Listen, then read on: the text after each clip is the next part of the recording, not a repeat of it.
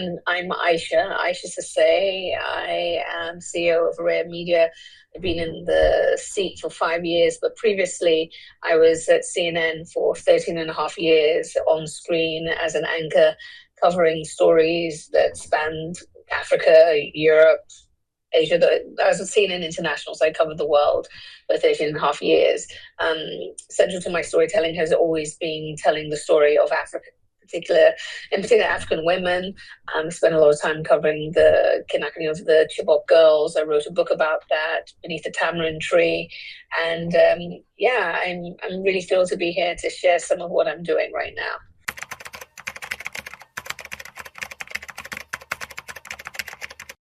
Candidly, I had left CNN. I always forget, I think in 2018, I left, and I was publishing a book in 2019.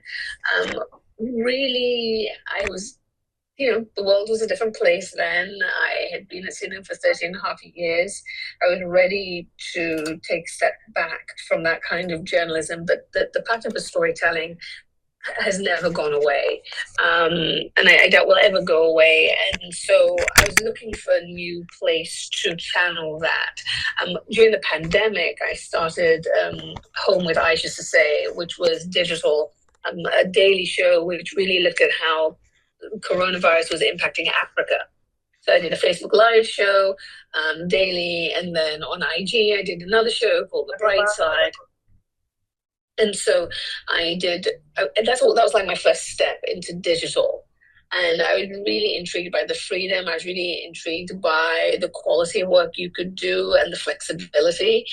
And the pandemic was happening, the world was shut down. I did a lot of this. I started having interesting conversations, and this was offered to me. And I thought this felt right. It felt right because I dipped my toe in it during the pandemic, but it also felt right for me personally, having been in a very structured and in some ways restrictive environment of legacy media. It felt nice to step into something freer, fresher, more innovative. So it worked for me in many ways.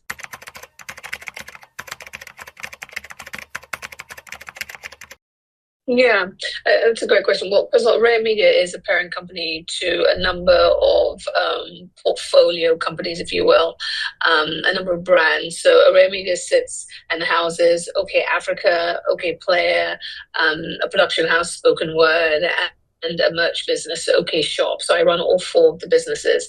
Let's talk about OK Africa. OK Africa specifically, our mission is a very, very simple one. We want to build a highly engaged global community of Africans, of empowered Africans as well. So when I say a highly engaged community of global Africans, and that's what we're trying to do with our storytelling. We're trying to inform, entertain, but ultimately empower and build community.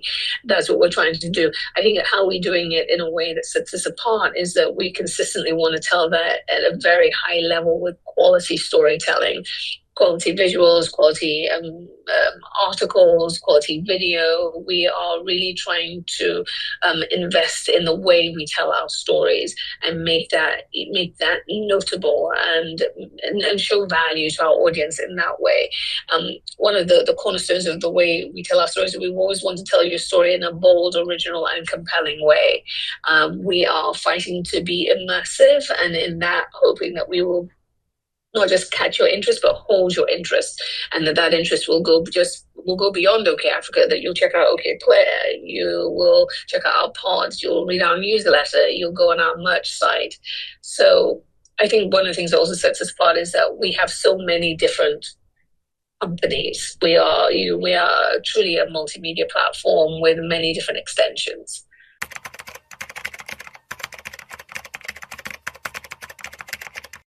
I mean, come on, there's only one Nigeria. Like, it doesn't matter what we say about Nigeria, right? It doesn't matter how much grief I give my Nigerian friends. There's only one Nigeria. Your energy, your size, your cultural importance, your economic might, and also just aside from those things that we all know about, like I think I always say there's something unique about the Nigerian spirit, its ability to innovate, it's the level of excitement that I feel whenever I land in Lagos is like no other place.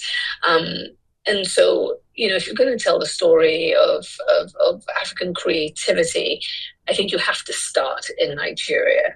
And so, having been at CNN for 13 and a half years, having spent a lot of time in Nigeria, it's like a no-brainer that, we would have to, as we were choosing voices to amplify with our podcasting, that the first batch would come from Nigeria.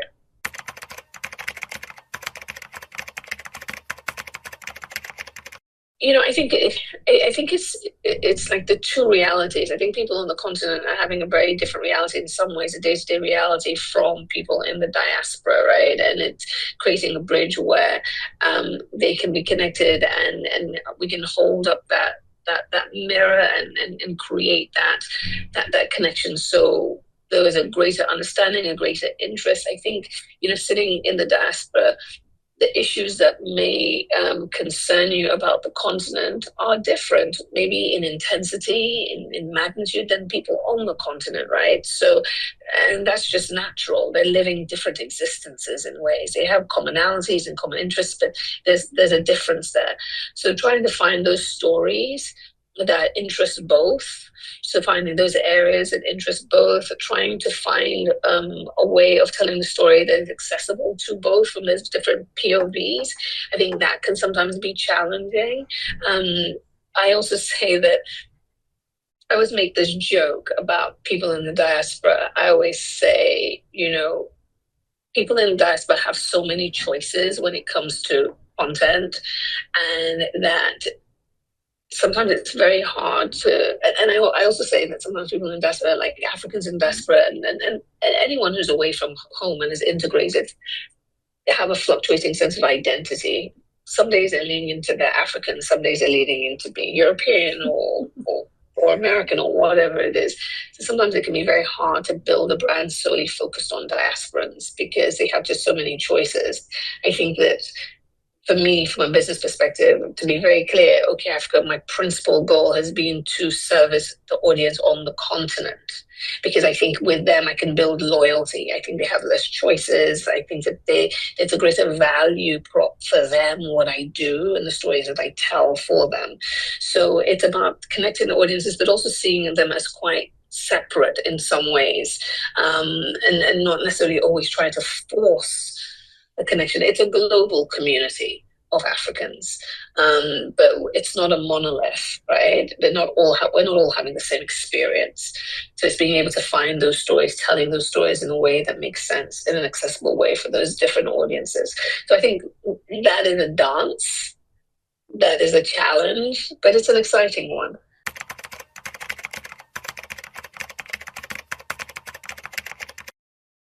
I think my experiences as an African, not so much as I think that my experiences as an African and my experiences as somebody who was born in the UK but went back to Sierra Leone when I was 7. I lived in Sierra Leone from 7 to 16. My parents are Sierra Leonean.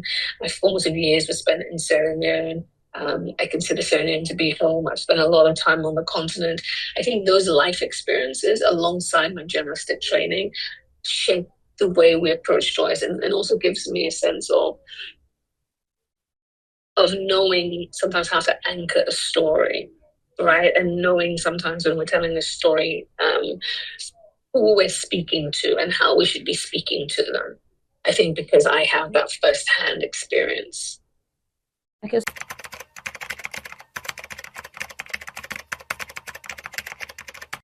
I mean, I don't know whether being African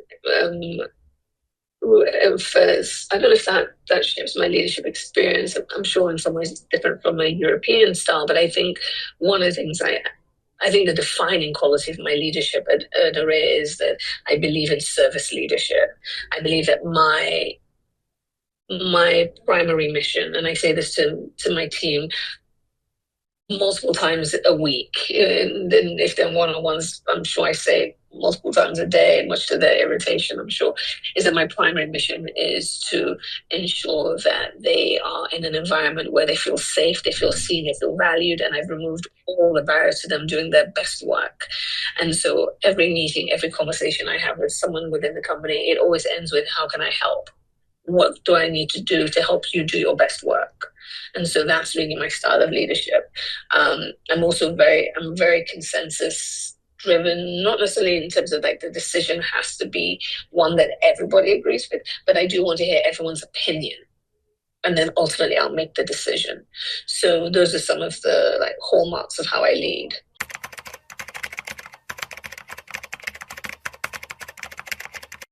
Yeah, I mean, I think the pathways these days to storytelling are varied, and so whether it's short form or whether it's long form, whether it's right now, I think our key um, vehicle for amplifying are our podcasts, because I think podcasts are a very unique, intimate experience if you choose to do it with audio, if you choose to do it with video. Um, we offer both in where we present our shows.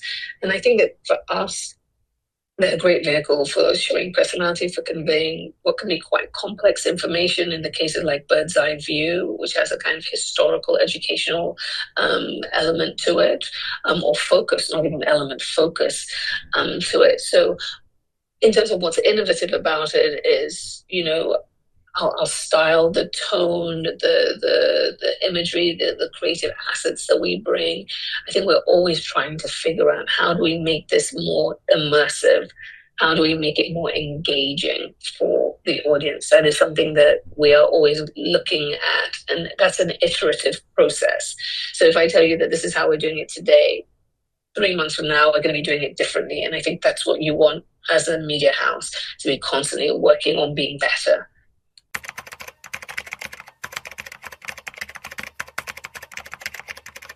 I think that, well, first of all, there's so much fun, and I use that word deliberately. I mean, they are super intense guys, super thoughtful, but it's done in such a fun way. Like every time I spend time with you and whatever we're talking about, I'm always struck by how thoughtful he is and how funny he is and how engaging he is. So I felt that their particular interest in bringing quite complex and for some people controversial subject matter to mainstream was a really worthy challenge and worthy of us, because while we do media, while we do film, music, fashion, culture, all the things, we also do news, and we also want to talk about the serious issues. I think it's important that as Africans that we are tackling these questions of our past and our relationship with the colonial powers, our future, and questions of leadership and how we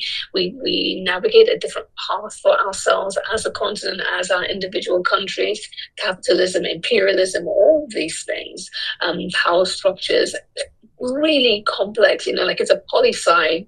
I mean, I wanted to do it with them.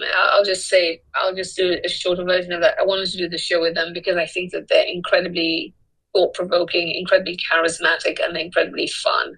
And I think that they're talking about stuff that matters, and they're forcing us to confront issues and subject matter that we should all be thinking about, and when we should all consider. So and it's Sharon. You're going to stop and listen to what he has to say, whether you agree with it or not. You are going to. He's also a showman, right? Like, he's engaging, and so we were really excited when he said yes, and I'm really thrilled with how the show is doing.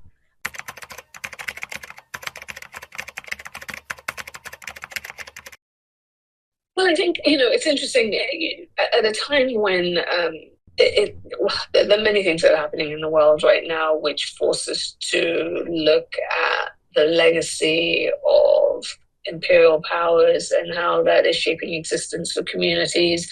I think that at a time when the US is withdrawing in many ways and retreating, and questions of it being um, of multilateralism and the global order are in flux, there is a shift happening. There is a restructuring of power happening, and Africa has to consider where it's been and where it's going. and how we situate ourselves in this new world that is taking shape with this new administration. And I think that you can't do better if you don't know your past and if you don't understand some of the challenges that have been faced and we continue to face when it comes to capitalism, when it comes to racist structure, when it comes to just these dynamics that continue to hinder the continent.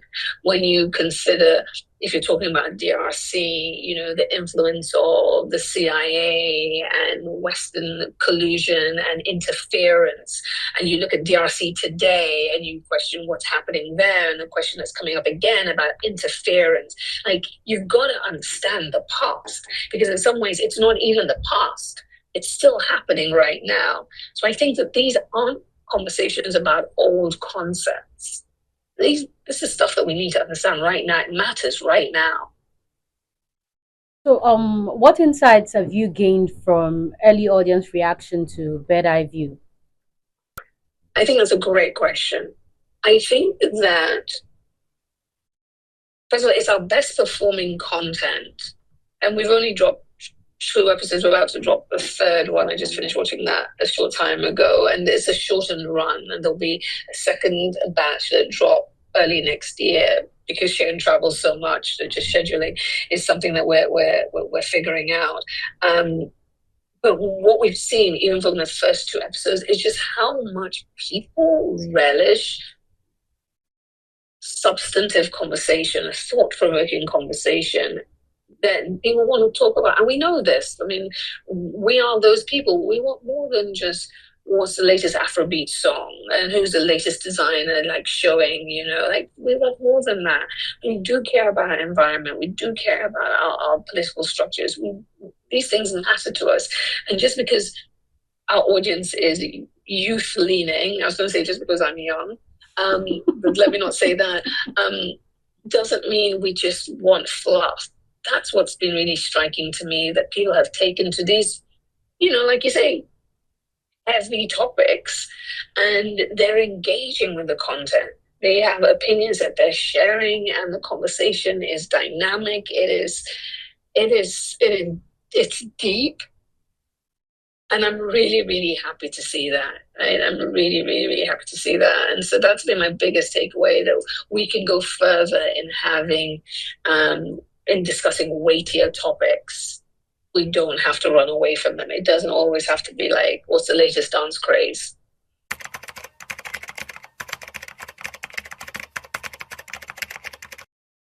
Yeah, well, I think one of the great things about this moment, and it might not be great if you're running a business, but if you are a creative, if you're a creator, this is an amazing moment, because the barrier to entry is so low now, right? Because of the phones and the technology, because of the platforms, because you can start a Substack, because you can create your own channel on social, because you can start your own YouTube channel and you can upload it. I mean, I think the clear thing is I think for every creative, is to figure out what is your voice, what is your take, right? Because there's so much content out there, and there's so many people creating and uploading, that if you want to stand apart, you have to have a very clear USP.